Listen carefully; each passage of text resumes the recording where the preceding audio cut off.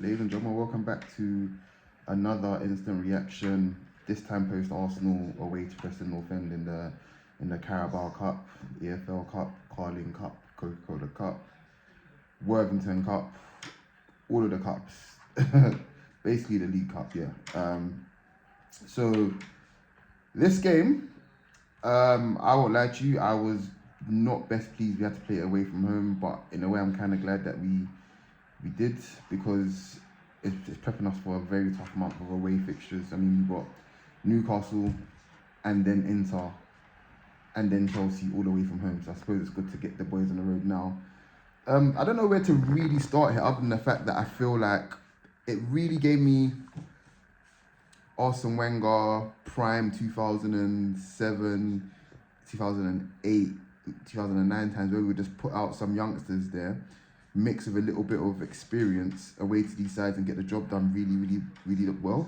I want to spend the next 5 minutes talking about Ethan Nwaneri, but I know some people won't probably want to hear about that, but those people we call sick bastards.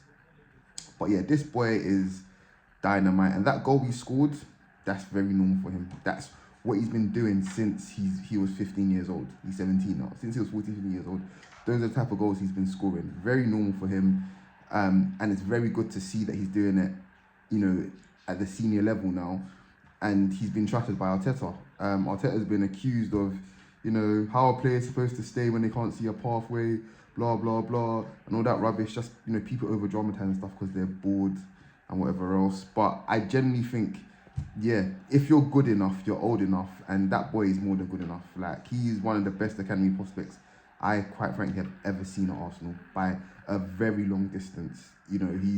He's not that far behind Saka in terms of, a 17-year-old being able to produce,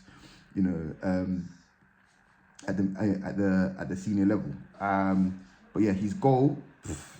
What else can I say other than the fact that that's just him? Like, he didn't even run a knee slide and shit because it's just a Wednesday evening for him, The guy that set him up, obviously, and got the opener, Gabby Jesus. I'm a Gabby Jesus truther, guys, and he's not a player you give up on. He's genuinely not a player you give up on, and he needs love. He needs love, and he just needs to get his rhythm back. And I celebrated so hard when he scored because he needs it. He needed that goal, and I'm so pleased for him. And it was a one-touch finish in the box as well. And I've been advocating for him to be, doing less work outside the box and more work inside the box because of his qualities.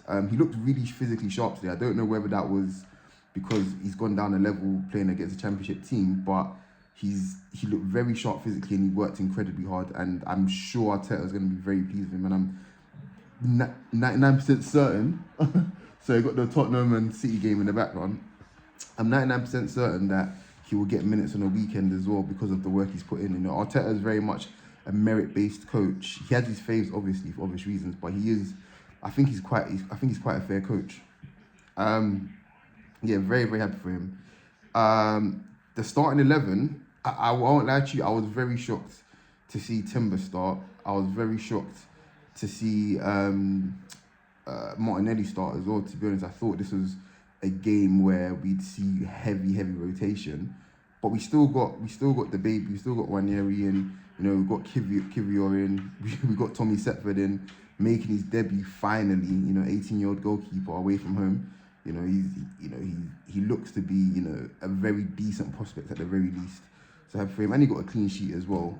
But yeah, like a very solid performance overall, and some of the football we played, considering that the rotation was really good. Jorginho got minutes as well.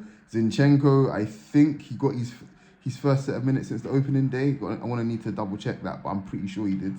But yeah, he looked solid and composed. What you expect from a 27-year-old, I suppose. So yeah. The second half changes, however, did shock me more than anything. I was not expecting to see number 5. I was definitely not expecting to see Havertz. And goodness me, I was not expecting to see Saka. But they all came on. But on top of that as well, we obviously made some changes with some youth players as well that did come on as well. Lewis Skelly came on as well, and a couple more, which was good to see. And we did look a little bit raggedy in defence. But in attack, the trailer for that was the front four at one point was Saka, Havertz, Jesus and Sterling with Nwaneri behind them. And those front four in particular, there was no set position.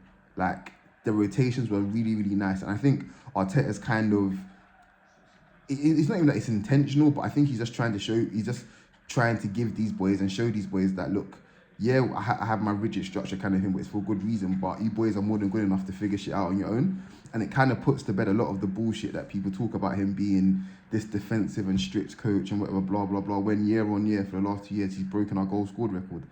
And these players are not only good enough, but they're intelligent enough to actually figure shit out for themselves. You know, some of the chances we created in the second half, those weren't practiced. A lot of these were just off the cuff because players are understanding each other's movements and rotations, and that's with a heavily rotated side as well. So when everyone's fit and firing, like, honestly, it's gonna be magic, seriously. Finally, Raheem Sterling. I wasn't pleased with him. I've seen him up close and personal, I think 3 or 4 times now this season, and a lot of the time I've been pleased with what he's done with the ball.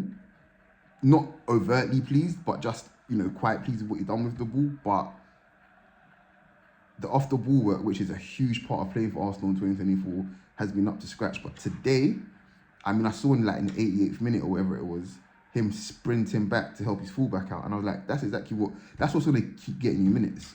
And the more minutes you get, you know, by law of averages, the more chances you have to score goals and to help the team. So just keep going. And he was really unlucky today not to score. Like, he had some good chances. There's one at the end where Havertz set him up, and I think he should have, you know, I won't say he should have done better, but I think he should have been a little bit more lucky there. But that's just what it is. But hopefully he might get a goal in the weekend against Newcastle. But yeah, we'll be back again next instant reaction. We'll try to do maybe potentially after Chelsea. I'll see. But yeah, if not, our next home game live from the Everton, we'll definitely do an instant reaction then. But yeah, I've been Coach. See you on the next one. Peace.